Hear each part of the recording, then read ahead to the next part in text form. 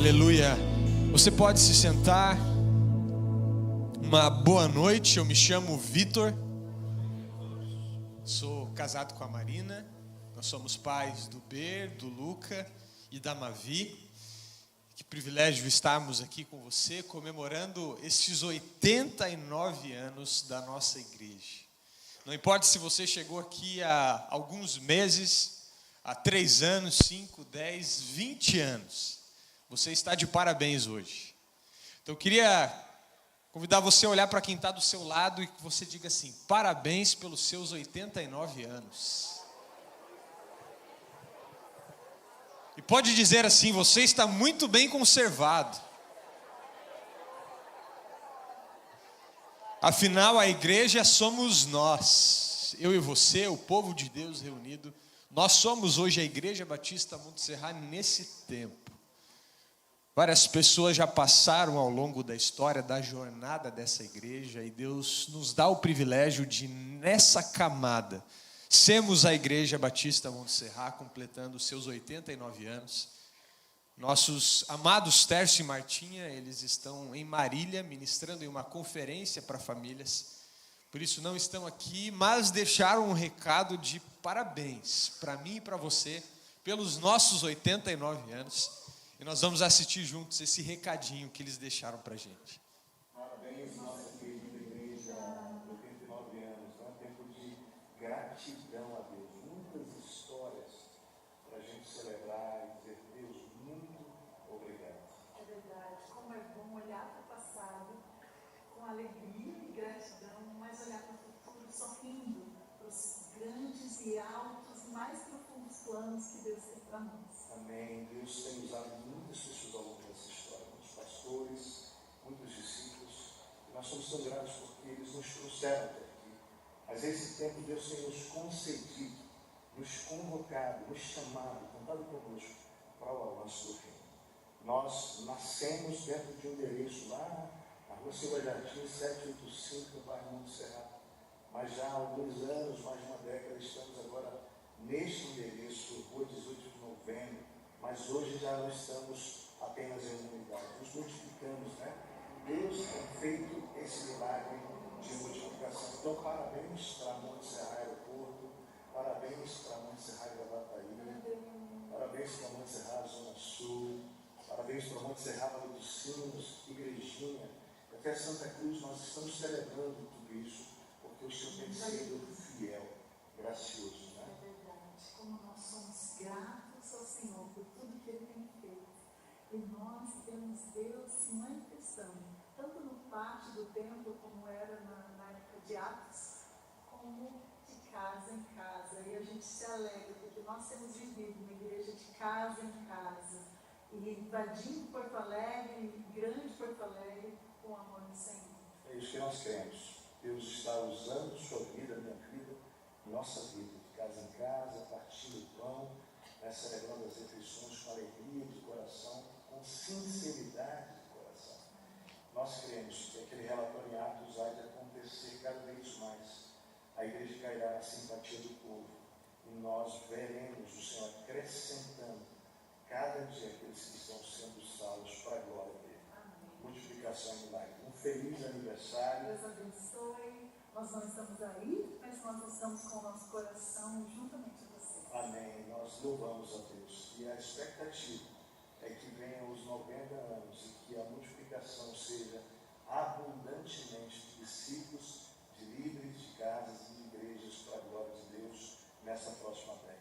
Um grande abraço, que Deus abençoe. Amamos vocês. Amamos vocês. Tá? Amém. Pode aplaudir ao Senhor. São quase 90 anos de história, rumo aos 100 anos. E que privilégio poder fazer parte, mesmo que de uma pequena porção desses 89 anos. Mesmo que hoje seja o seu primeiro domingo aqui nessa igreja, você já faz parte disso. Eu e a minha família, nós fazemos parte apenas há 3 anos. Quando nós deixamos tudo em Curitiba e viemos para cá, cumprir o chamado do Senhor. Mas essa igreja já estava no nosso coração muito antes. E nós nem sabíamos disso. Se você não acredita, eu quero mostrar uma foto para você que vai passar ali. Uma foto de alguns anos atrás. Quero que você tente identificar as pessoas dessa foto. Você percebe que o tempo foi muito bom com o Técio, com a Martinha. Aquela menininha, aquele bebezinho no colo do Técio é a Lailinha. Ela estava aqui pela manhã e a gente celebrou com ela. Mas tem um cara ali do lado da Martinha, ali, com 9 anos, gente. Esse sou eu. E olha só aquele boné da Monte Serrali, já era profético. A gente encontrou, meus pais encontraram essa foto um pouco depois que nos mudamos para Porto Alegre. Eles haviam feito uma viagem para cá, para visitar o Tércio e a Martim em 2004. Ali tem a data, ali, dia 19 de julho de 2004. E eu nem sabia que essa foto existia, mas logo que nos mudamos, eles mandaram. E a gente vê que Deus já tinha uma história escrita e nós nem sabíamos. Então fazemos parte da história dessa igreja, mesmo que uma pequena parte, e já nos sentimos muito privilegiados. Queria saber se há alguém aqui nessa noite, pela primeira vez aqui na nossa igreja, você foi talvez convidado por alguém. Vou pedir para vocês colocarem em pé, pode ser? E a gente vai aplaudir vocês, a vida de vocês. Obrigado por nos darem a honra de receber vocês aqui. Quem está próximo pode dar um abraço, diga seja muito bem-vindo. Uma das características da nossa igreja é esse amor de Jesus, essa vida relacional. Então que você possa se sentir muito bem-vindo aqui, que você volte outras vezes. Pode se sentar, muito obrigado por terem vindo. Nós estamos na reta final de uma série sobre fidelidade e generosidade. Um amor que reparte, um milagre que multiplica. Eu não sei como tem sido para você essa série, mas para a minha vida tem sido uma grande bênção. Uma das coisas que tem me marcado desde o início dessa série é o privilégio que eu tenho de fazer parte do avanço do reino de Deus, mesmo sabendo que Ele não precisa de mim. O Senhor não precisa de mim, não precisa de nada do que eu tenho, mas Ele me dá o privilégio de fazer parte desse avanço, dessa expansão do reino. E não só me dá o privilégio de fazer parte, mas Ele ainda me abençoa por fazer parte de algo que Ele nem precisaria de mim.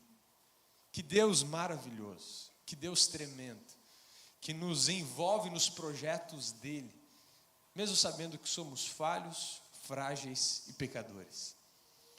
Eu tenho um sonho. E quando eu me mudei para cá 3 anos atrás, eu trouxe esse sonho na mala, na mudança. E é o sonho de ver Porto Alegre um dia sendo ganha para Jesus. É o sonho de ver esse estado do Rio Grande do Sul se rendendo aos pés do Senhor. E eu não sei se esse sonho lhe levará 5, 10, 20 anos para se concretizar, mas eu quero estar vivo para ver isso acontecendo. E o mais maravilhoso é que nós vemos que o Senhor já começou. Já há algo tremendo acontecendo na nossa terra. Já há um grande despertamento espiritual acontecendo e nós estamos fazendo parte disso. E quando esse grande avivamento chegar, eu quero ter a alegria de ter feito parte dele. Seja abrindo a minha casa para ser uma extensão da igreja e do reino de Deus, seja entregando aquilo que eu tenho, o meu tempo para o Senhor, seja entregando os meus recursos para o Senhor, mas eu quero fazer parte do que Ele tem para essa igreja, para esse povo e para esse tempo. Eu quero fazer parte. Eu por muito tempo na minha vida eu tive dificuldades nessa área da generosidade, que temos falado semana após semana. Graças a Deus, com a fidelidade que eram os meus dízimos, eu nunca tive dificuldade, porque o meu pai me ensinou desde pequeno. Eu lembro que eu e meu irmão, nós recebíamos uma mesada de R$10. E daqueles R$10, o nosso pai, ele então pediu para a gente fazer uma planilha num papel e separar R$1, nós devolvíamos para o Senhor. Era o nosso dízimo. E ele dizia: filho, esse R$1 não pertence a você. Esse pertence a Deus. R$1 nós guardávamos na nossa poupança, que era um cofrinho. E ainda tinha R$1 que ele nos encorajava a entregar para missões. Ele sempre nos encorajou a dar ofertas para missões, para a expansão do reino de Deus no mundo. Então eu, graças a Deus e graças a esse ensino que tive desde cedo, a fidelidade nunca foi um desafio para mim. Eu sempre soube que aquela 10ª parte do que eu recebia não me pertencia. Mas a generosidade, que era eu poder abençoar as pessoas à minha volta, era uma grande dificuldade para mim. E não por um coração que queria reter, mas principalmente depois que eu casei, depois que eu tive que sustentar uma família, tive que sustentar uma casa, eu sempre tinha a impressão de que se eu fizesse isso, iria faltar. Talvez muito porque quando eu e meu irmão éramos crianças, nós vivemos em períodos de muita escassez, de dificuldades financeiras em casa. Graças a Deus nunca nos faltou nada, mas era realmente uma vida bem limitada nesse sentido. E talvez eu tivesse medo com que os meus filhos crescessem com essa mesma escassez, e por isso eu retinha aquilo que muitas vezes o Senhor me entregava para eu abençoar outras pessoas.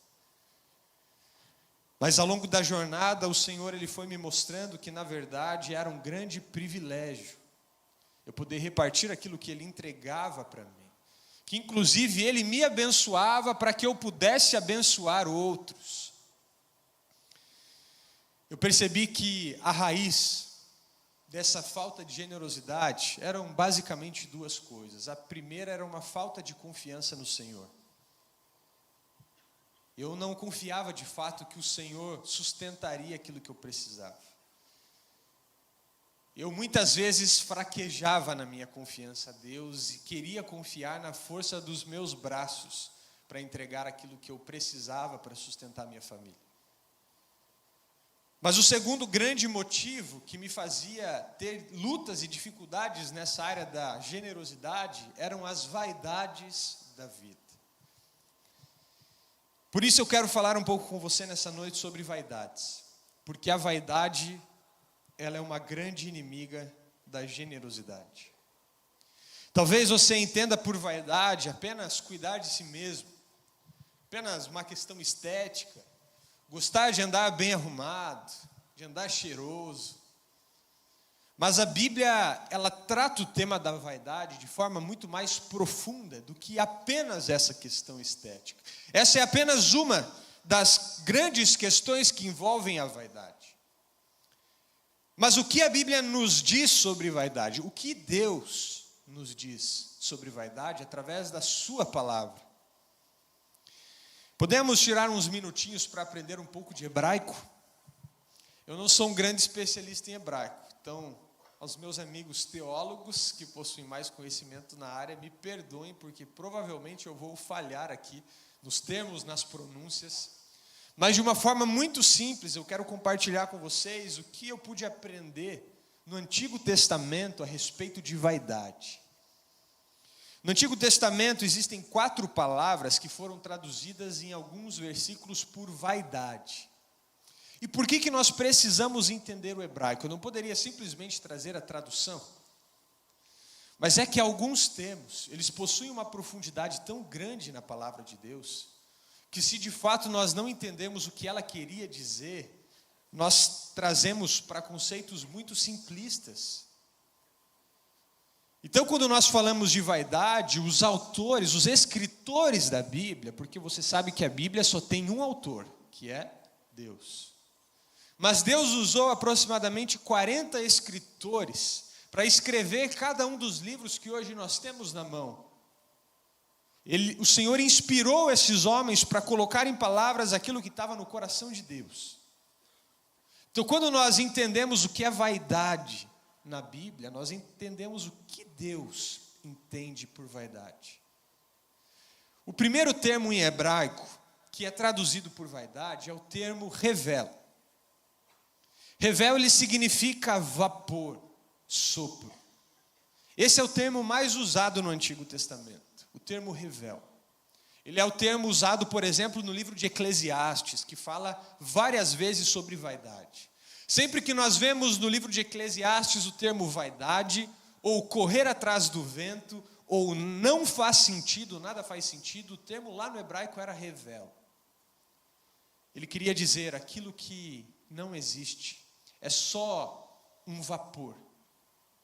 Quando ele fala correr atrás do vento, é porque você está correndo de algo que quando você vai pegar aquilo não existe. Era só um vapor. O segundo termo que nós vemos traduzido no Antigo Testamento por vaidade é o termo tohu. Tohu significa vazio, desordem, caos, inutilidade. Tohu está falando sobre algo sem propósito, sobre uma confusão.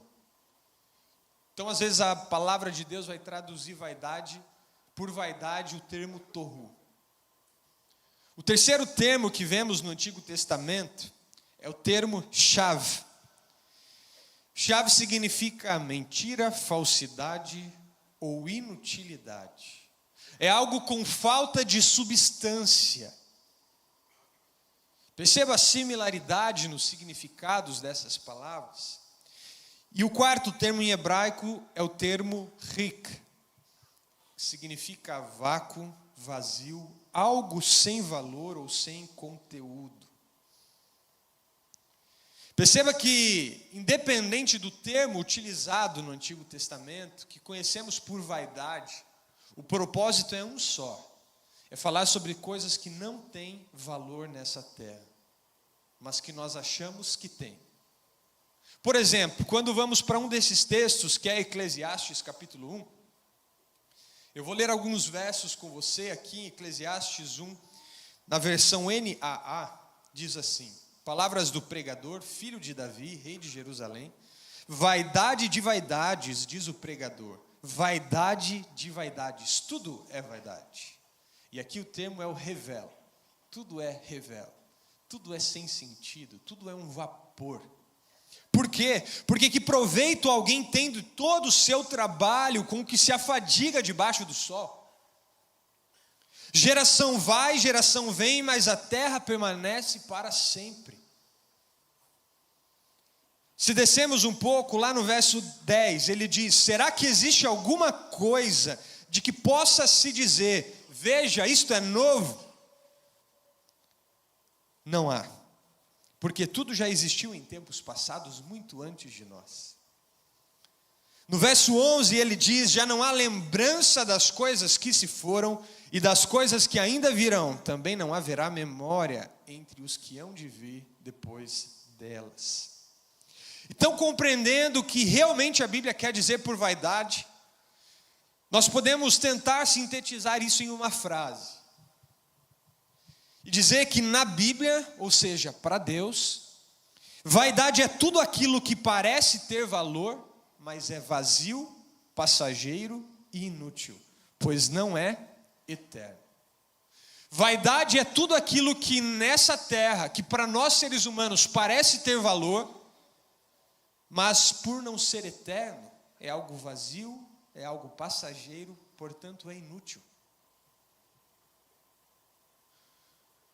C.S. Lewis escreveu em um dos seus livros uma frase que dizia que aquilo que não tem um valor eterno, aquilo que não é eterno, é eternamente inútil.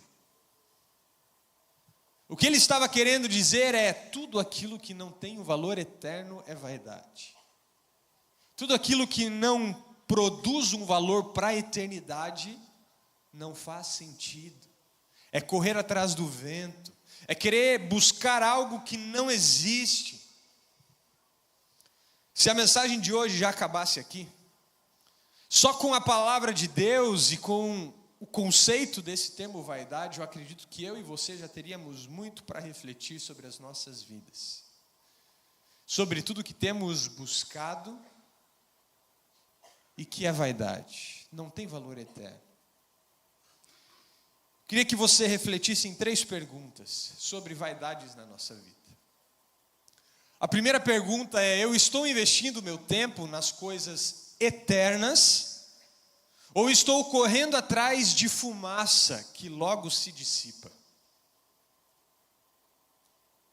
Olhe para a sua vida hoje. Você está investindo o teu tempo em coisas que têm valor eterno ou correndo atrás de coisas que são apenas fumaça? Vai passar. A segunda pergunta é: os meus recursos financeiros, eles revelam um coração voltado para o reino de Deus? Ou para construir castelos de areia que o vento da vida logo leva? Além do tempo, o teu recurso financeiro? Está sendo investido naquilo que tem valores eternos ou aquilo que são castelos de areia? São riquezas terrenas e que um dia o tempo vai levar. E a terceira pergunta é: o esforço que eu tenho dedicado diariamente, todo o seu esforço, está gerando um fruto duradouro ou apenas alimentando um ciclo de cansaço por coisas que não satisfazem? Todo o teu esforço, dedicação, desgaste no trabalho, nos estudos, o que eles estão gerando para você? Eu quero convidar você a abrir a sua Bíblia no livro de Eclesiastes. Nós lemos alguns trechos do capítulo 1, mas eu quero ler com você o capítulo 5. E trazemos esse conceito de vaidade sobre correr atrás do vento para a nossa vida financeira. Eclesiastes capítulo 5, verso 10, e se você está sem a sua Bíblia, você pode acompanhar conosco no telão. Diz assim: quem ama o dinheiro jamais terá o suficiente. Quem ama as riquezas jamais ficará satisfeito com o que ganha, com os seus rendimentos. Isso também não faz sentido. Isso é revelo, isso é um vento, é fumaça. Quando aumentam os bens, também aumentam os que os consomem. E que benefícios trazem os bens a quem os possui, se não dar um pouco de alegria aos seus olhos? O sono do trabalhador, ele é ameno, quer coma pouco, quer coma muito. Mas a fartura de um homem rico não lhe dá tranquilidade para dormir.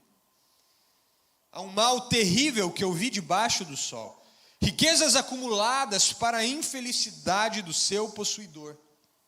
Se as riquezas dele se perdem num mau negócio, nada ficará para o filho que lhe nascer. O homem sai nu do ventre da sua mãe, e como vem, assim ele vai. De todo o trabalho em que se esforçou, nada levará consigo. Feche os olhos, vamos orar novamente. Pai querido, obrigado porque a tua palavra, ela é suficiente. Só a tua palavra já tem poder de penetrar nos nossos corações e trazer à luz tudo aquilo que não tem agradado ao Senhor. Mas o meu desejo nessa noite é que teu Espírito, Pai, aplique isso às nossas vidas, aos nossos corações. Revele áreas que precisamos render a Ti nessa noite. Essa é a nossa oração em nome de Jesus. Amém. Eu quero que você entenda um pouco do contexto desse livro de Eclesiastes. Talvez você já tenha lido esse texto e talvez ficado até meio depressivo lendo ele. Porque você vai lendo capítulo após capítulo e você fala: tá, então para que eu vivo? Se nada faz sentido, nada traz alegria. Mas sem entender o contexto desse livro, nós podemos lê-lo de forma errada. Esse livro ele foi escrito, tudo indica, por Salomão. Se não foi por Salomão, porque existem alguns teólogos da atualidade que acreditam que não foi Salomão. Mas se não foi Salomão, foi um descendente de Davi, rei de Israel, muito sábio e muito rico. Assim como Salomão. Mas a maior parte dos teólogos já tem um consenso de que Salomão escreveu esse livro. Então eu quero que você pense em Salomão, o homem mais sábio que já existiu nessa terra. Mas ele não era somente sábio, ele era um dos homens mais ricos. E os livros de história nos contam que ele provavelmente foi um dos homens mais ricos da história da humanidade. Mais rico que os grandes faraós, mais rico que os grandes impérios que existiam. Ou seja, não foi um livro escrito por quem não tinha chegado lá. Não foi um livro escrito como aqueles cursos em que pessoas que nunca tiveram sucesso te ensinam a ter sucesso. Foi alguém que chegou lá no topo e disse: gente, eu estou aqui. E não é tudo o que vocês pensam. Alguém que chegou no topo da riqueza, da sabedoria e do poder do seu reino. E escreveu esse livro para refletir se aquilo realmente valia a pena. E ele conclui que tudo é vaidade. Tudo aquilo que não tem valor eterno é correr atrás do vento.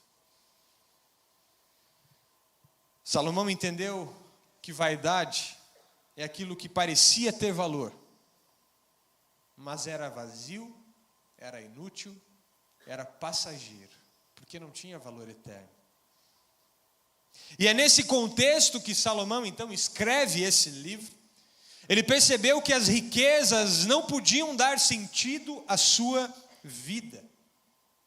Por isso ele diz tantas vezes que tudo isso era vaidade, que tudo isso era correr atrás do vento. Ele diz: isso é correr atrás de nada, porque você chega lá e não tem nada para pegar. Esses dias eu estava lendo uma reportagem do fundador do jogo Minecraft. Se você não sabe o que é isso, eu sei porque eu tenho 2 filhos que jogam. Minecraft é um jogo simples, que foi inventado há alguns anos atrás, mas se tornou o jogo mais vendido da história.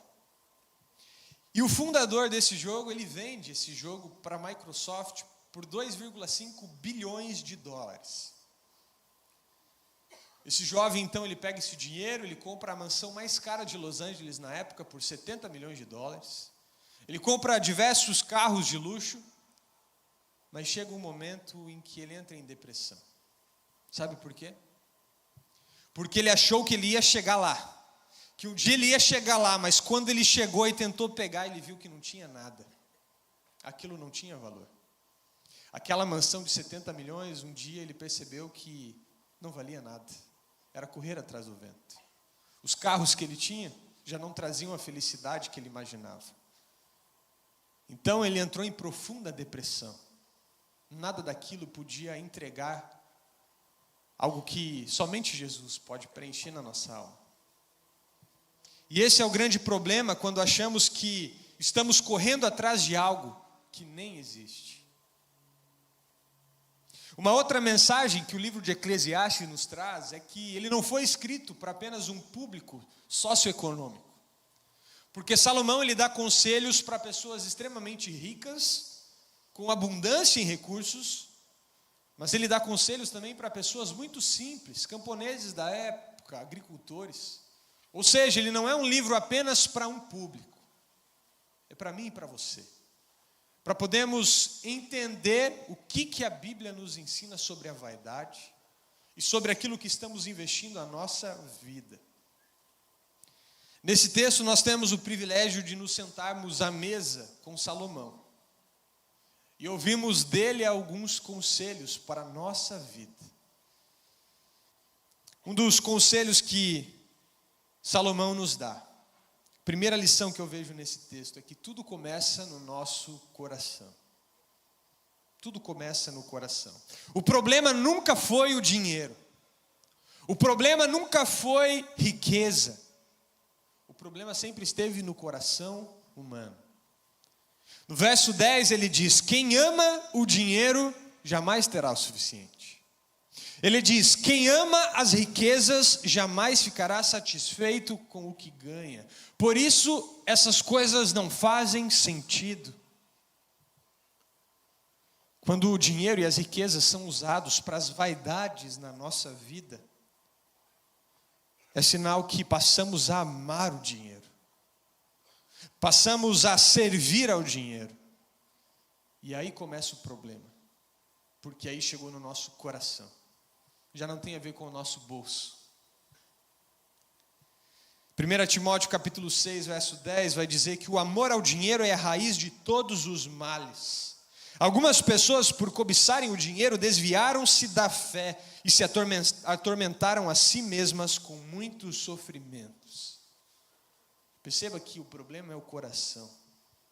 Tem um amigo venezuelano que ele diz que o coração do problema é o problema do coração. Porque o cerne, aquilo que realmente nos tira do foco e traz o problema, não é o dinheiro, as riquezas ou os bens, é o nosso coração. Mas assim como o problema está no coração, a solução para isso também está no nosso coração. Quando o nosso coração se inclina para aquilo que é eterno, Quando nós dizemos para as riquezas que nós servimos a Deus e não ao dinheiro, nós estamos colocando o nosso coração no lugar certo e a partir daí lidamos com o dinheiro de uma forma espiritual e saudável. E só uma forma de não ser dominado e de não amar o dinheiro, só uma forma: você exercitar todos os dias a generosidade na sua vida. E você só fará isso se você amar a Deus. Se você amar a Deus acima de todas as coisas deste mundo. Porque quando você exercita a generosidade, você está dizendo para o dinheiro: você não é o meu Senhor. Você está dizendo para o teu coração: você serve a Deus e não a Mamon.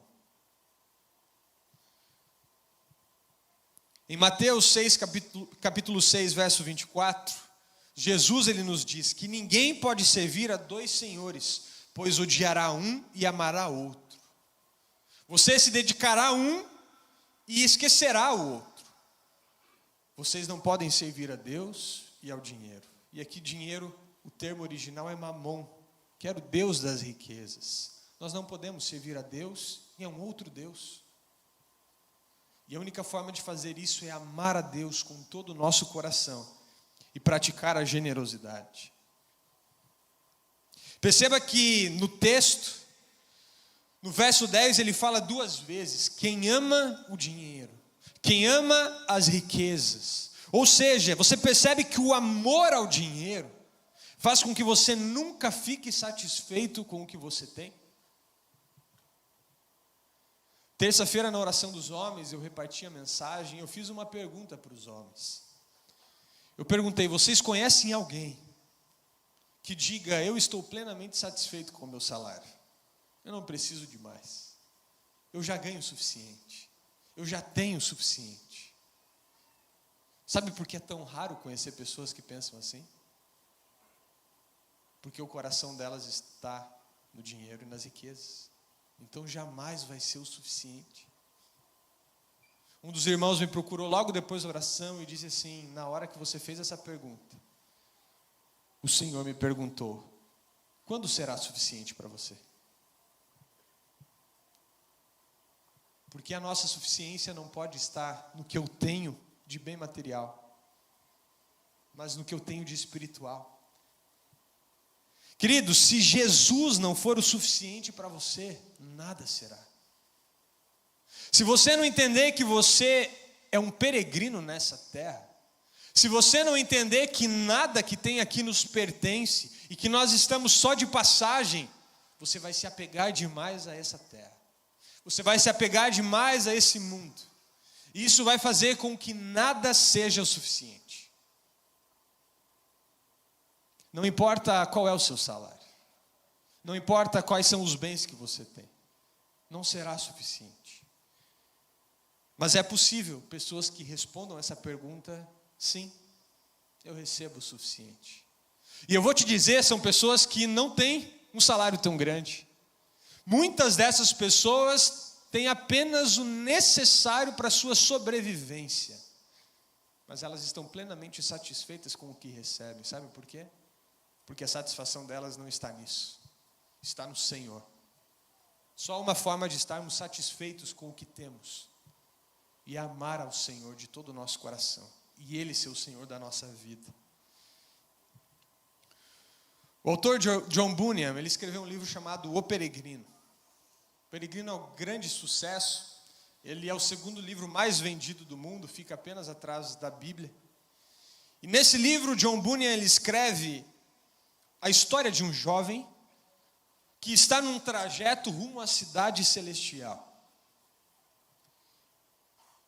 E essa metáfora, essa ilustração é para dizer sobre a vida do cristão. Nós estamos em uma jornada, nós estamos em uma viagem rumo à nossa cidade, que é a nossa cidade celestial.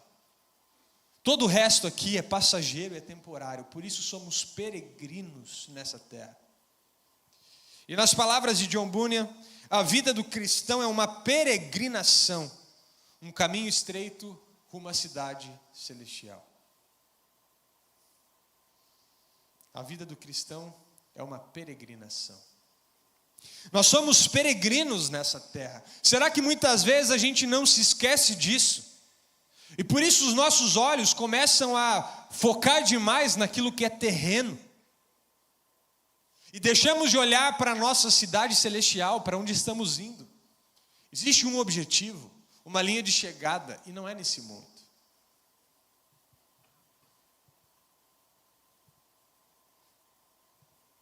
Será que você não está satisfeito hoje?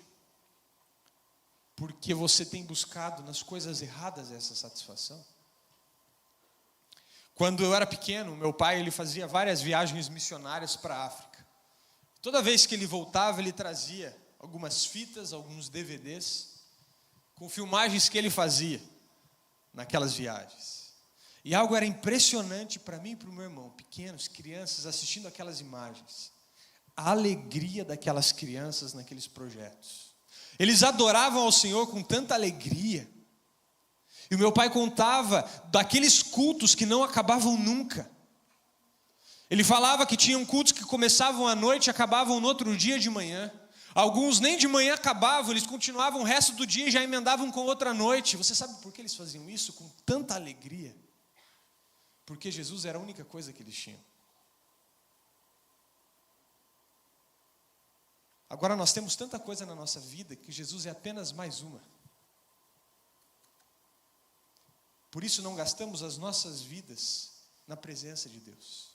E por isso apenas Ele não traz a suficiência que nós queremos. Porque aqueles que só têm Jesus, Jesus é suficiente. Para aqueles que têm cada vez mais, é cada vez mais difícil buscar a suficiência somente nele. Precisamos buscar a nossa satisfação apenas no Senhor. Identificar quais são as áreas da nossa vida que vaidades nos impedem de viver essa vida. Quais são as áreas da tua vida que hoje são vaidades? Que você percebe que é algo que não tem valor eterno, só tem valor nessa terra e um dia vai passar. Sabe, uma das áreas da minha vida que era uma luta de apego a este mundo. E eu tive que orar muito e oro até hoje. É algo simples, mas que muitos homens lidam com essa luta. Carro. Eu sempre gostei de carro, desde pequenininho. Era algo que sempre teve o meu coração. Lembra? Não tem nenhum problema o carro, o problema é o coração. E por causa de carro, eu fiz grandes besteiras na minha vida, decisões erradas. Trocava carro sem poder pagar, colocava a minha família em grandes dificuldades financeiras por más escolhas minhas. Mas porque eu tinha um apego a coisas terrenas, aquilo era vaidade, era correr atrás do vento. E eu tive que orar para o Senhor me libertar dessas vaidades da vida, para que eu não desse mais valor para aquilo que não tem valor, porque não é eterno. Queridos, alguém leva carro para o céu? Eu vou dirigindo o meu carro para o céu? Espero que não. Tudo que vai ficar nessa terra é vaidade, não tem valor. Então, como eu posso desfrutar desses bens, sem que esses bens me possuam, e sem que eu me apegue a esses bens materiais desta terra? Se você anda querendo uma vida boa demais nessa terra, buscando tudo de melhor nesta terra, eu queria te dizer, cuidado. Cuidado, porque quando a nossa vida é boa demais aqui, nós deixamos de olhar para o céu. Aquelas crianças da África, elas só olhavam para o céu, porque elas não tinham muito ao que olhar para essa terra. C.S. Lewis disse certa vez que a prosperidade é a anestesia mais eficaz contra o céu.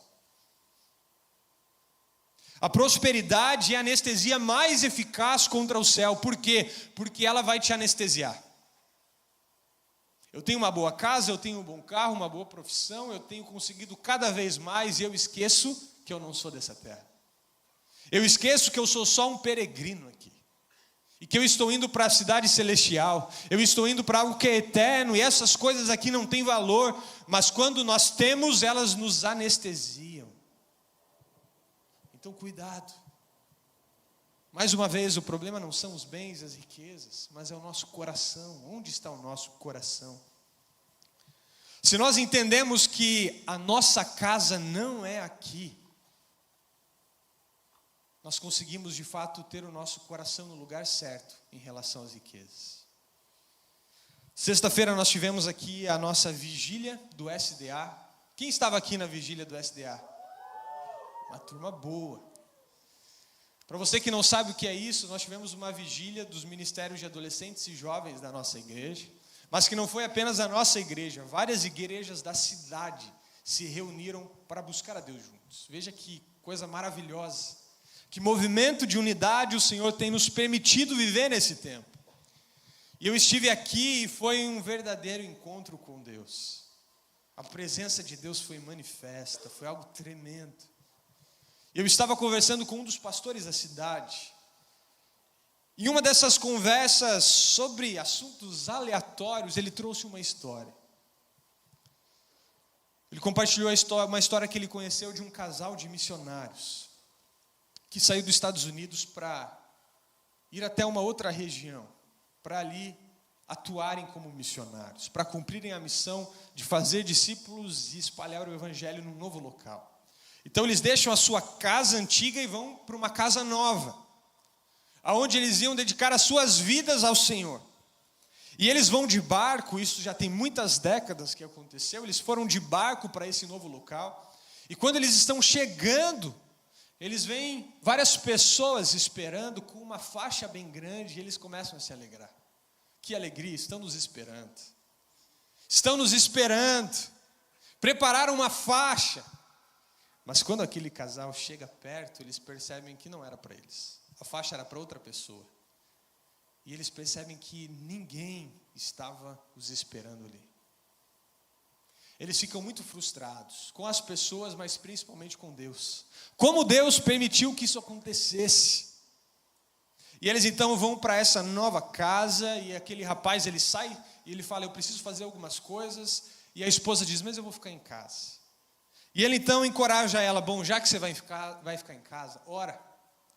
E pergunta para Deus se é assim que ele recebe os seus servos, quando eles chegam em casa. Um coração triste com Deus. E ele sai, e quando ele retorna, ele diz assim, e aí, orou? E ela falou assim, orei. E Deus te respondeu? Sim, Deus me respondeu. E o que ele falou? Então ela disse, ele me falou que ainda nós não chegamos em casa. O dia que nós chegarmos em casa haverá uma grande festa. Seremos recebidos pelo Senhor. Essa não é a nossa casa, queridos. Por mais linda que seja a tua casa, ela não é tua. Ela vai passar. Mas existe uma casa eterna nos aguardando. E quando os nossos olhos estão muito concentrados nas coisas deste mundo, nós esquecemos disso. Então, nessa primeira lição, aprendemos com Salomão que a chave de tudo isso é o nosso coração. Não é o ter ou não ter, mas onde está o nosso coração nisso? A segunda lição que eu aprendo com Salomão aqui é que o acúmulo de riquezas não traz paz nem felicidade. Talvez você tenha ouvido desde criança, trabalhe muito, porque você vai precisar de dinheiro, dinheiro é o que vai te proporcionar felicidade, é o que vai te proporcionar paz. Mas o que a Bíblia nos mostra é que essa não é uma verdade. No verso 12, a palavra de Deus vai dizer que a fartura de um homem rico que ama o dinheiro, pois lembra que aqui ele está falando sobre aquele que ama o dinheiro, lá no verso 10. A fartura de um homem rico que ama o dinheiro não lhe dá tranquilidade para dormir. Não traz paz. E depois ele diz, há um mal terrível que eu vi debaixo do sol, riquezas acumuladas por aqueles que amam o dinheiro, para a infelicidade do seu possuidor. Queridos, buscar recursos financeiros para ter paz e felicidade é correr atrás do vento. Não tem sentido, é vazio. Na verdade, isso só te provoca mais preocupação e ansiedade. Talvez você pense, o dia que eu chegar lá, o dia que eu tiver tanto, o dia que eu for assim, aí eu vou ser feliz, aí eu vou ter paz.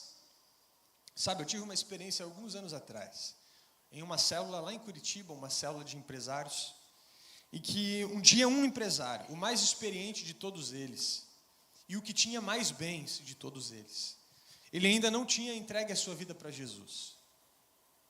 Ele ainda não era um discípulo de Jesus. Mas naquele grupo, naquela célula, ele então dá um conselho para os empresários mais jovens. Que o sonho deles era um dia ser como esse empresário mais velho. Um dia chegar onde ele chegou. Então esse empresário mais velho olha para eles e fala assim: eu queria dar um conselho para vocês. Isso numa mesa de jantar. Parem agora. Parem. Cuidem da família de vocês, curtam a vida. Ele falou: eu já estou com 80 e poucos anos. Eu tenho mais de 80 empresas. E eu não sou feliz e não tenho paz. Eu tenho tudo. Eu compro a casa que eu quiser, o carro que eu quiser, faço a viagem que eu quiser, na hora que eu quiser. E eu não tenho paz. Eu não consigo deitar a minha cabeça no travesseiro e dormir uma noite inteira. Porque eu construí um monstro que eu não consigo mais dominar. Aquilo para mim, eu devia ter uns 21, 22 anos, foi muito forte. Ouvi um conselho desse de alguém que tinha conquistado tudo financeiramente falando. E que nem tinha Jesus ainda.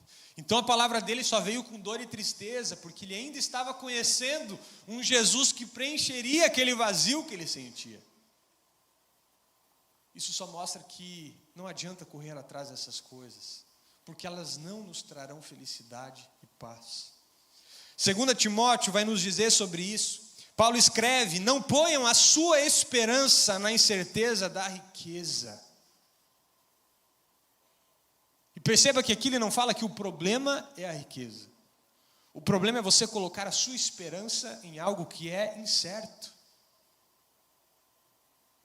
Se a sua esperança não estiver no Senhor, você não terá paz verdadeira. Se você coloca a sua esperança em algo incerto, você está correndo atrás do vento. Se Deus não for o suficiente para você, nada no mundo será. Nem toda a riqueza do mundo pode dar paz e alegria que só Ele oferece. Quando Deus for suficiente para você, quando você não precisar de mais nada porque você já tem Ele, você vai perceber que você vai ter verdadeiramente paz e alegria. Não importa quanto você tenha. Porque se Ele não for suficiente, nem toda a riqueza do mundo vai te entregar isso. Você já teve a experiência de comprar algo que você queria muito. E você pensava que tendo aquilo, você então seria feliz. Mas depois de um tempo você percebe que passou aquela felicidade. E que já não te preenche como no início. E você precisa de outra coisa. Eu compartilhei a minha luta com carros. E eu vivia isso cada vez que eu trocava de carro. Eu ia lá, comprava um carro que aí sim eu achava que esse carro vai me deixar feliz. Até acordava animado para trabalhar cedo. Só para poder ir entrar no carro. Mas isso era na primeira semana, na segunda, primeiro mês, segundo mês. Passava 6 meses, queridos, o carro já não tinha tanta graça assim. Eu já começava a perceber os defeitos que ele tinha. Já começava a perceber aquilo que ele não era tão bom assim. E os meus olhos já começavam a fazer o quê? Olhar para outro, para o próximo. Essa é a nossa vida. Se buscarmos coisas terrenas, nunca será suficiente. Sempre estaremos buscando algo a mais, sempre o próximo. E se um dia a gente chegasse a um momento como desse empresário de dizer, agora eu posso comprar qualquer carro que eu queira, a gente vai chegar lá e vai ver que não era o que a gente queria. Aquilo não trouxe felicidade. Em Eclesiastes capítulo 2, quando Salomão está falando um pouco da sua vida, daquilo que ele construiu, ele era um homem muito empreendedor, então ele diz, eu lancei-me em grandes projetos. Eu construí casas, plantei vinhas, fiz jardins e pomares, plantei todo tipo de árvore frutífera. Então ele vai descrevendo ao longo dos versículos tudo aquilo que ele fez, que ele construiu como um empreendedor. Mas aí ele vai dizer no verso 10, Eu não me neguei em nada que os meus olhos desejaram. Não me recusei a dar prazer algum no meu coração. Na verdade, me alegrei em todo o meu trabalho. E essa foi a recompensa do meu esforço. Mas, verso 11. Contudo, quando avaliei tudo que as minhas mãos haviam feito, e o trabalho que eu tanto me esforçara para realizar, eu percebi que tudo foi inútil. Foi correr atrás do vento. Não há qualquer proveito no que se faz debaixo do sol. Será que buscar as vaidades dessa vida não tem te impedido de viver uma vida de generosidade? Uma vida de plenitude nessa área espiritual? Porque você está correndo atrás do vento. Correndo atrás de coisas que não têm valor eterno.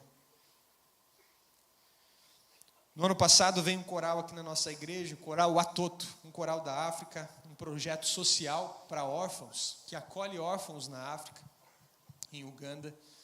E esse coral, eles fazem um tour pelo mundo e eles vieram aqui na nossa igreja. E eles lançaram então um projeto de apadrinhamento, em que você podia apadrinhar uma daquelas crianças na África com R$140 por mês. Você adotava essa criança e eles enviam esse recurso para a formação dessa criança nesse projeto. E nós ouvimos um testemunho de uma pessoa que, quando esse coral veio aqui, ele queria muito adotar uma criança, mas essa pessoa não tinha R$140 no seu orçamento. Ela realmente queria, mas não tinha. Então acabou a celebração da manhã, ela foi para casa e fez um exercício. Ela abriu a sua planilha financeira e começou a olhar linha por linha o que ela podia tirar daquilo para abrir espaço para investir numa vida. E ela percebeu que se ela tirasse todos os streamings, as assinaturas de streamings que ela nem via, e até alguns que ela assistia, mas ela falou assim: eu não posso mais perder tempo com isso, assistindo televisão. Eu vou cancelar essas assinaturas, porque vai dar o valor para eu adotar uma criança na África. Vocês entendem o que aconteceu nesse momento? Ela deixou de investir em vaidades da vida, que são coisas terrenas, que não têm valor nenhum para a eternidade, e passou a investir em coisas eternas. Investimento numa vida, salvar uma vida. Nós estávamos numa reunião agora aqui, para a viagem missionária que iremos no mês de agosto. E uma das jovens que está indo compartilhou a história dela. Ela queria muito ir para essa viagem. Mas tem um investimento para todo o custo dessa viagem e também para abençoar aquela comunidade. E ela disse então que a mãe dela fez uma pergunta: teu aniversário está chegando. Pode escolher se você vai trocar o teu celular ou se vai ir para a viagem missionária. E ela estava lá porque ela escolheu ir para a viagem missionária. Essa jovem deixou de investir em uma vaidade da vida. Um celular que daqui a um ano já está defasado, já passou. Mas ela vai investir em algo eterno, investir na vida de pessoas, causar um impacto naquele lugar que vai ficar na eternidade. É para isso que o Senhor nos chama. Deixar de investir em vaidades e investir naquilo que tem valor eterno. Terceira lição que eu aprendo com Salomão aqui é que nada nos pertence de verdade. Tudo irá passar. Nós viemos sem nada para este mundo, sem nada. E nós sairemos deste mundo sem nada. Viva como um mordomo, desfrutando dos bens que Deus coloca à tua disposição, mas sem possuir, sem ser dono, porque tudo isso vai passar. O verso 15 vai dizer que o homem sai nu do ventre da sua mãe, e como vem, assim ele vai. De todo o trabalho em que se esforçou, ele nada levará consigo. Nada do que é terreno vai ser levado, queridos, nada. Pela manhã, uma das pessoas que entregaram a vida para Jesus aqui, uma das pessoas que foi salva por Jesus nessa celebração, ela foi até a sala do acolhimento. E ela abriu para uma das pessoas que atenderam ela lá. Ela disse assim: a minha esposa morreu tem 6 meses. E quando eu estava na frente daquele caixão, eu percebi que ela só levou a roupa do corpo. Tudo que ela tinha ficou. E ele disse: eu preciso de Jesus, eu preciso de algo a mais. Porque todo o resto vai ficar. Todo o resto é passageiro. Todo o resto é vaidade, não tem sentido. Quando eu tive o privilégio de ir com a minha família, com os meus pais ainda, e os meus irmãos, nós fomos para o Egito e nós visitamos o Museu do Cairo. E algo que foi impressionante ver naquele Museu do Cairo, quanto ouro tem lá dentro. Nós víamos os sarcófagos dos faraós, porque eles enterravam quase toda a riqueza deles ali, pensando que numa vida após a morte eles teriam aquela riqueza.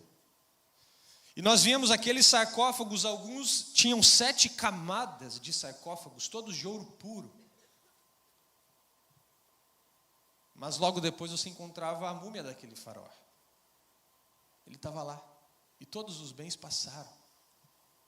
Não importa o quão rico essas pessoas foram, a riqueza passou, a vida passou e eles não levaram nada. Nada nos pertence de verdade. Nós lemos no início Eclesiastes capítulo 1, verso 11, que diz: já não há lembrança das coisas que se foram, e das coisas que ainda virão, também não haverá memória entre os que hão de vir depois delas. Queridos, tem algo que é triste pensar, mas é necessário. Existem algumas pesquisas que dizem que o tempo médio que se leva para esquecer da vida de alguém, do nome de alguém, na história, é 100 anos. No máximo 100 anos após a sua morte, ninguém mais se lembrará de você. Ninguém mais se lembrará de mim. Isso pode nos causar primeiro uma tristeza, mas por outro lado pode nos ajudar a olhar para essa vida e pensar: estou vivendo para aquilo que tem valor eterno? Ou para aquilo que logo ninguém mais vai nem se lembrar? Eu li uma frase de um autor desconhecido que me impactou muito nesse sentido, que diz assim: daqui a 100 anos, todos estaremos enterrados com nossos parentes e amigos. Em 2125, todos nós que estamos nesse auditório aqui, estaremos enterrados. Estranhos viverão nas nossas casas.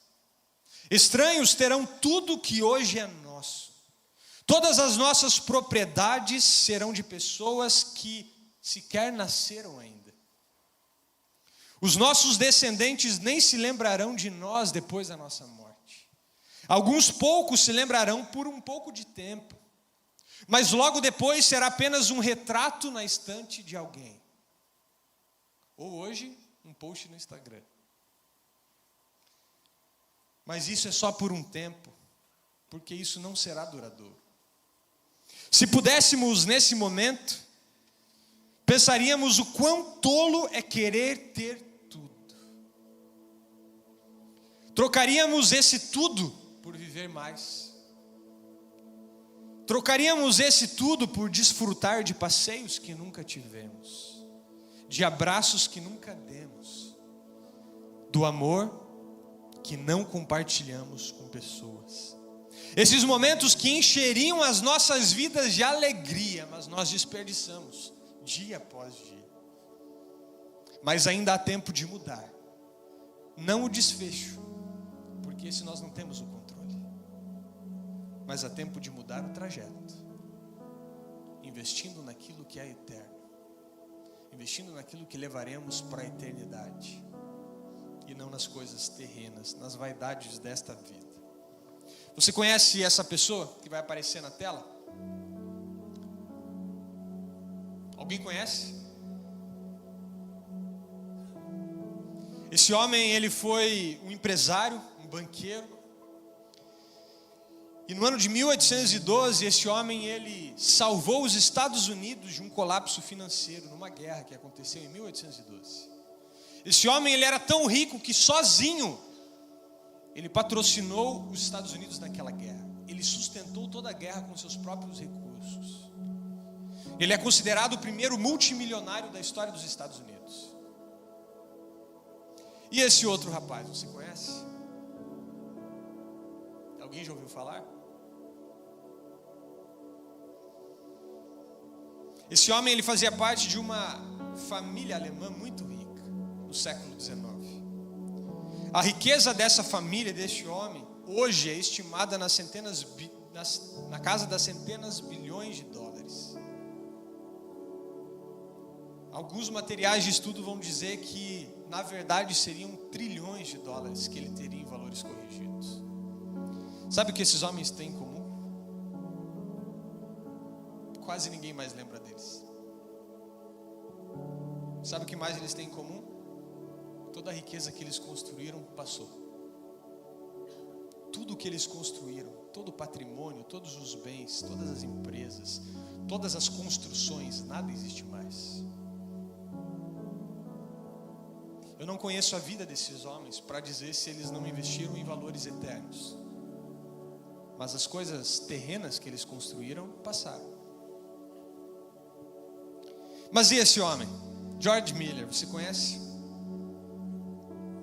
Quando eu era criança, meu pai me dava livros de avivalistas. E eu lia aqueles livros e eu ficava orando: Senhor, me permita um dia ver um avivamento acontecendo. Um dia eu quero ver isso acontecendo. O Senhor é o mesmo.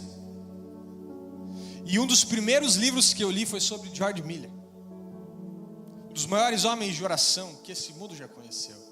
Um grande avivalista no seu tempo. Eu não teria tempo para contar toda a história de George Miller aqui, infelizmente, adoraria.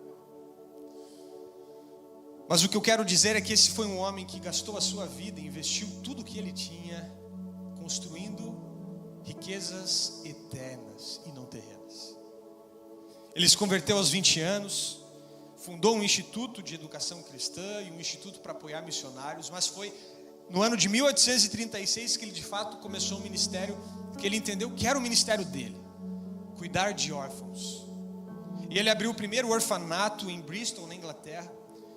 E durante toda a sua vida, George Miller cuidou de mais de 100 mil órfãos, sem nunca pedir nada, sem nunca fazer uma campanha financeira, apenas orando e confiando na provisão de Deus.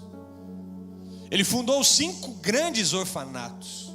Ao longo de sua vida, ele distribuiu milhões de folhetos evangelísticos, de bíblias, de recursos cristãos pelo mundo. Quando ele morreu, encontraram os seus diários de oração, e nesses diários de oração encontraram mais de 50 mil orações respondidas. Aos 70 anos, ele então entrega os orfanatos e começa a viajar como um missionário.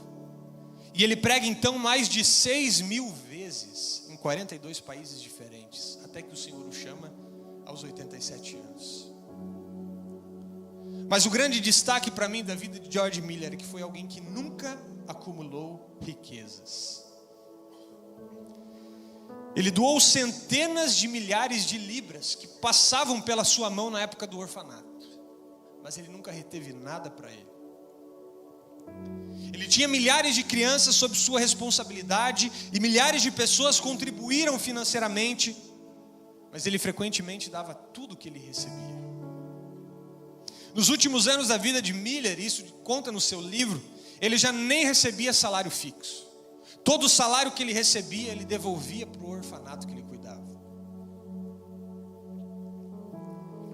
Estima-se que ao longo de toda a sua vida, George Miller tenha doado para o reino de Deus aproximadamente 500 milhões de libras. Isso em valores atuais seriam em torno de 88 milhões de dólares, quase 500 milhões de reais. Você já parou para pensar em 500 milhões de reais passarem pelas tuas mãos e você não reter nada? Você só abençoar o reino, você só alcançar vidas. Em vez de guardar esse dinheiro para si, George Miller ele sustentava missionários no exterior. Ele investia em distribuições de Bíblias ao redor do mundo. Ele apoiava obras evangelísticas, ele mantinha aqueles orfanatos funcionando. Ele foi um homem que não viveu uma vida de vaidades. E nunca lhe faltou nada. Porque ele sabia que quem sustentava ele não era aquele recurso. Então quando ele tinha, ele abençoava. E tem uma das histórias mais clássicas de George Miller, que foi quando ele acordou numa manhã em um de seus orfanatos e não havia nada para aquelas crianças tomarem café da manhã. Havia acabado toda a despensa, tudo que eles tinham, e ele não tinha recursos financeiros para comprar nada. Então ele acorda, as crianças acordam, ele reúne todas as crianças no auditório, ele diz, no refeitório, ele diz: nós vamos orar e agradecer pela refeição. E ele sabia que não havia mais nada.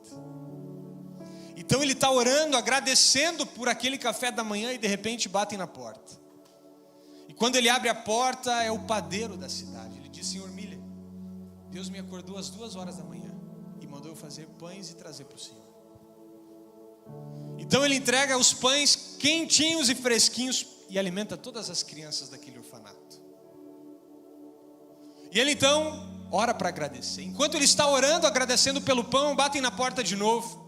E ele abre, então é o leiteiro da cidade, que diz assim: Senhor Miller, a minha carroça de entrega de leites quebrou bem aqui na frente, e eu vou perder todos os meus leites. O senhor não aceita os leites para dar para suas crianças? Naquela manhã todas as crianças tiveram leite e pão fresquinho. Mas isso só acontece porque aquele homem um dia abriu mão de construir riquezas para si, para construir riquezas para o reino de Deus. E por isso ele experimentava os milagres do Senhor acontecendo dia após dia. Talvez você queira experimentar milagres da sua vida, mas você retém aquilo que você não deveria reter. E o que nós aprendemos na palavra de Deus é que enquanto retemos aquilo que o Senhor abençoa para que nós passemos para frente, Ele retém as bênçãos sobre a nossa vida. Você quer experimentar milagres, ver uma vida sobrenatural com o Senhor, extraordinária, experimentar essa visitação do Senhor, a manifestação do seu poder e milagres acontecendo? A tua parte você precisa fazer. George Miller entendeu que ele não podia reter aquilo que não pertencia a ele. E você não precisa ser um pastor, um missionário, não precisa abrir um orfanato para isso. O Senhor te deu uma ferramenta, uma profissão, te deu pessoas para você influenciar. Você pode usar tudo isso para a glória de Deus. Independente da sua profissão, o Senhor te entregou como uma ferramenta para fazer discípulos e expandir o reino de Deus na terra.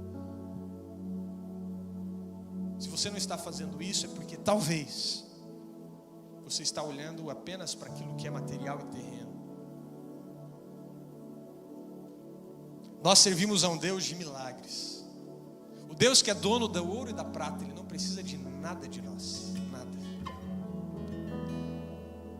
Mas quando deixamos de lado as vaidades da nossa vida para investir naquilo que é eterno, Ele cuida de nós.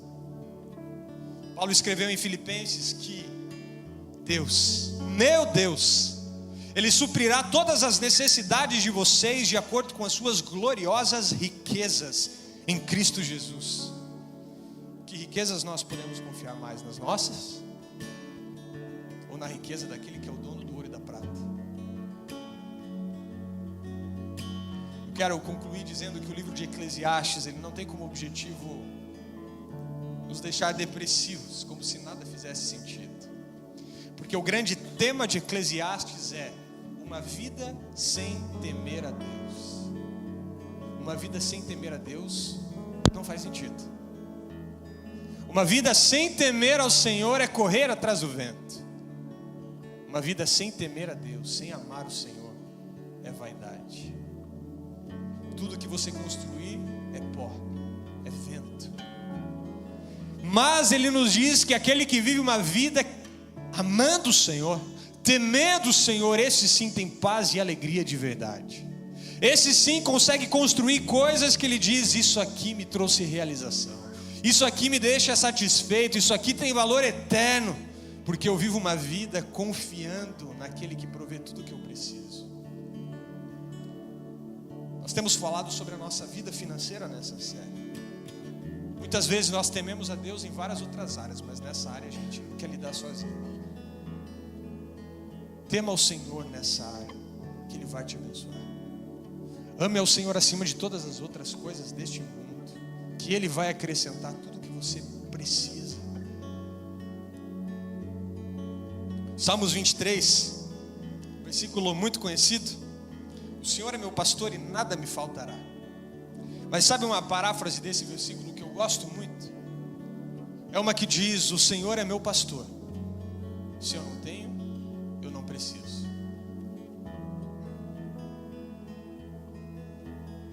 Isso me ajudou muito a olhar para a minha vida com satisfação e contentamento. Porque se o Senhor realmente é o meu pastor, tudo que eu preciso eu já tenho. A partir do momento que eu precisar de algo novo, algo a mais, Ele vai me dar, porque Ele sabe o que eu preciso. Mas eu não preciso ficar correndo atrás de coisas que eu não tenho, porque eu tenho um pastor que cuida de mim.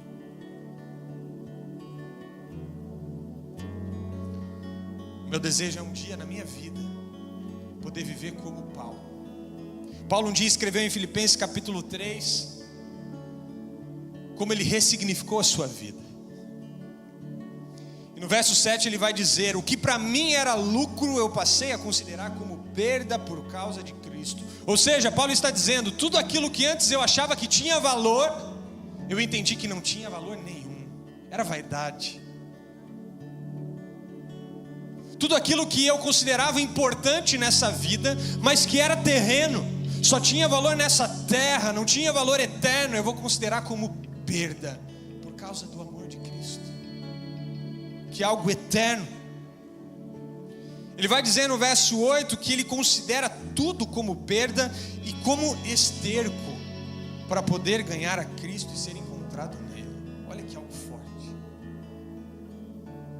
Quando nós tivermos uma igreja e uma geração que considera todas as coisas terrenas deste mundo, as vaidades deste mundo, como esterco, comparados com a glória do Senhor e o que Ele pode fazer, eu não consigo nem imaginar o que o Senhor poderia fazer com uma geração assim. Mas eu tenho certeza que seria infinitamente mais de tudo que eu poderia pensar, orar, porque seria de acordo com o poder dEle atuando em nós. Quero finalizar com as 3 perguntas que fizemos no início da mensagem. Que você leve para a tua semana, mas para a tua vida essas perguntas. Estou investindo meu tempo nas coisas eternas ou correndo atrás de fumaça que logo se dissipa? O que você tem buscado construir? Os meus recursos financeiros, eles revelam um coração voltado para o reino de Deus, ou para construir castelos de areia que logo o vento da vida leva? O esforço que eu tenho dedicado diariamente está gerando fruto duradouro, ou apenas alimentando um ciclo de cansaço por coisas que não satisfazem? O que o Espírito Santo está falando com você nessa noite? Eu queria convidar toda a igreja a se colocar em pé. Nós vamos orar por isso. Mas antes disso eu quero dar oportunidade para aqueles que vieram aqui e nunca fizeram um compromisso com Jesus como Senhor e Salvador de suas vidas. Talvez seja a primeira vez que você vem aqui nessa igreja. Talvez você venha conhecer, você nem sabe o que está fazendo aqui. Mas eu quero te dizer que o Espírito Santo te trouxe hoje aqui para te salvar. Talvez você já venha frequentando a nossa igreja há algum tempo, mas ainda não havia feito essa oração, convidando Jesus para ser o único e suficiente Senhor e Salvador da sua vida. Mas essa noite o Senhor está te dando a oportunidade de selar o teu compromisso com Ele. Eu quero te dizer que quando você faz essa oração, entregando a sua vida para Ele, você recebe imediatamente 3 presentes vindo direto das mãos do Senhor. O primeiro presente é o perdão de todos os seus pecados. Não importa tudo o que você fez, os pecados que você cometeu, mas o Senhor, Ele tem poder para te perdoar. E Ele prometeu que perdoaria. O segundo presente é o Espírito Santo de Deus. É o Espírito do próprio Deus que passa a habitar em você quando você faz essa oração. Jesus, quando Ele voltou para o céu, Ele prometeu que enviaria o Espírito dEle, o Espírito Santo, para estar conosco todos os dias. E o terceiro presente é a vida eterna. Quando fazemos essa oração, o Senhor nos dá o direito de fazer parte da família espiritual dEle e de passar a nossa eternidade ao lado dEle. Se você quer fazer essa oração pela primeira vez, vou convidar você a repetir essa oração comigo. Você pode fechar os seus olhos e repita essa oração. Senhor Jesus, eu rendo hoje a minha vida a Ti. Eu quero que o Senhor seja o único e suficiente Senhor e Salvador da minha vida. Eu reconheço que sou pecador. Te peço perdão pelos meus pecados. Entra na minha vida hoje. Me sela com Teu Espírito Santo. Em nome de Jesus. Amém. Amém. Alguém que fez essa oração hoje pela primeira vez, dê um sinalzinho com a sua mão. Amém, aleluia, aleluia, aleluia. Há mais alguém? Aleluia. Aplauda ao Senhor. Eu queria pedir mais uma coisa. Eu queria muito poder orar pela tua vida e também te dar um abraço. Então, se você levantou a sua mão, vem até aqui à frente para que eu possa orar por você e te cumprimentar. Se você está perto de alguém que levantou a mão, traz junto, não tem problema. Traz junto, encoraja essa pessoa a vir até aqui à frente. A oração mais importante vocês já fizeram, é de vocês, mas eu quero ter o privilégio de fazer parte desse momento junto com a igreja, que é a família espiritual. Pode vir aqui bem pertinho. Seja bem-vindo.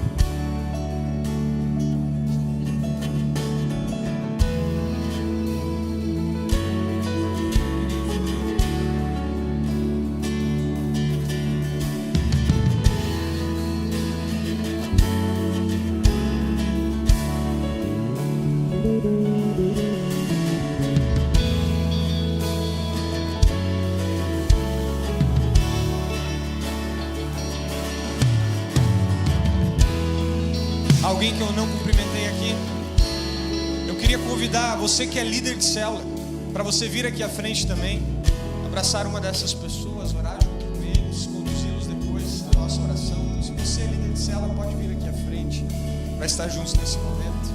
Agora eu queria pedir a atenção de vocês que tomaram essa decisão.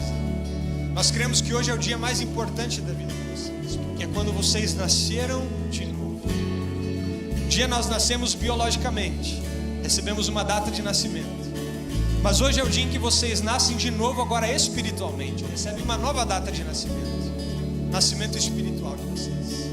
Nós cremos que o próximo passo que você dá a partir de hoje é o batismo nas águas, porque o batismo ele representa esse novo nascimento.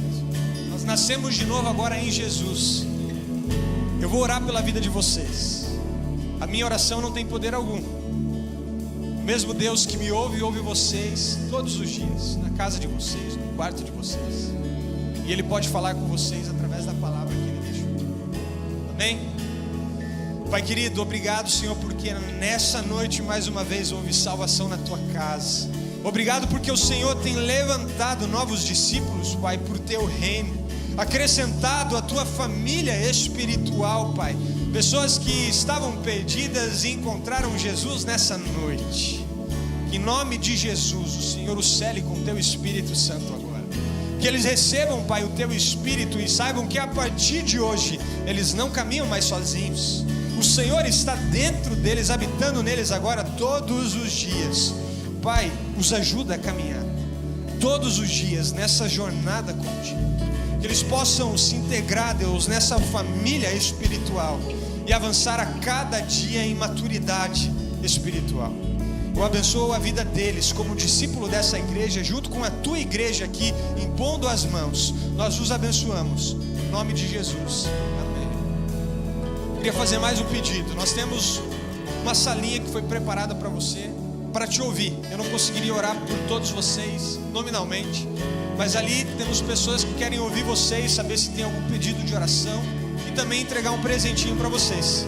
Vocês podem se dirigir até aquela sala ali, tem um pessoal esperando. Depois vocês retornam para o final da nossa celebração, amém? Queridos, louvado seja o Senhor. Mas agora o compromisso é com a gente, que já é discípulo de Jesus, que já tomamos a decisão por Cristo um dia. Todos os dias, todas as semanas, há áreas da nossa vida para render ao Senhor. Isso nunca acaba. Aliás, acabará o dia que chegarmos na nossa cidade celestial. Receberemos o nosso corpo glorificado, sem pecado, sem defeito. Mas até lá, é É um processo de busca pela santidade dia após dia. Se nessa noite o Senhor trouxe alguma área da tua vida em que há vaidades, ou seja, busca por coisas que não têm valor eterno, e você quer entregar isso para o Senhor, quero te convidar para vir aqui à frente. Quando nós saímos do nosso lugar, nós estamos dizendo para o nosso coração: eu não quero mais estar no controle, eu quero entregar o controle para o Senhor. Você poderia fazer a sua oração no seu lugar sem o menor problema, mas você vai ser tentado a fazer do seu jeito. Se nesse ambiente espiritual, com irmãos na fé, você não der um passo de fé, muito provavelmente nos desafios do dia a dia, em que os nossos olhos voltam para as coisas terrenas, dificilmente você conseguirá dar esses passos.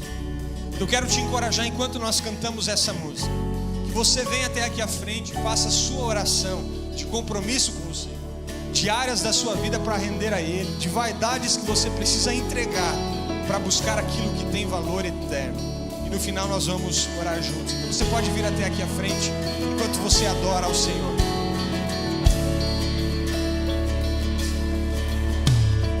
Oh, eu entrego tudo a Ti.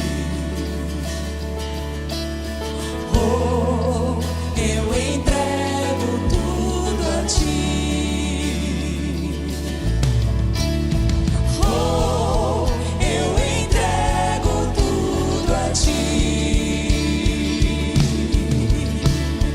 Oh, eu entrego tudo a Ti.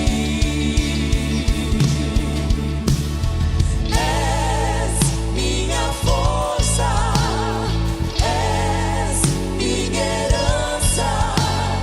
Cristo, és o centro do meu ser. Tu és meu anseio e a Ti eu me rendo. Cristo, és o centro do meu ser. Pai querido, nós rendemos as nossas vidas a Ti. Aqui à frente há discípulos Teus que estão rendendo áreas da vida que eu não conheço, mas o Senhor os chama pelo nome. O Senhor sabe cada pensamento que passou pelas suas mentes nessa celebração. O Senhor sabe cada área de luta que eles têm todos os dias. Eles nunca estiveram sozinhos. Que o Senhor, que conhece cada um deles, nessa noite possa selar esse compromisso e ajudá-los, Deus, dia após dia, a tomar decisões de entregar ao Senhor vaidades dessa vida, entregar ao Senhor áreas em que eles têm buscado coisas sem valor eterno, e que eles possam todos os dias serem movidos pelo Teu Espírito para buscar aquilo que tem valor para toda a eternidade. Esse é o nosso desejo e a nossa oração, em nome de Jesus, amém.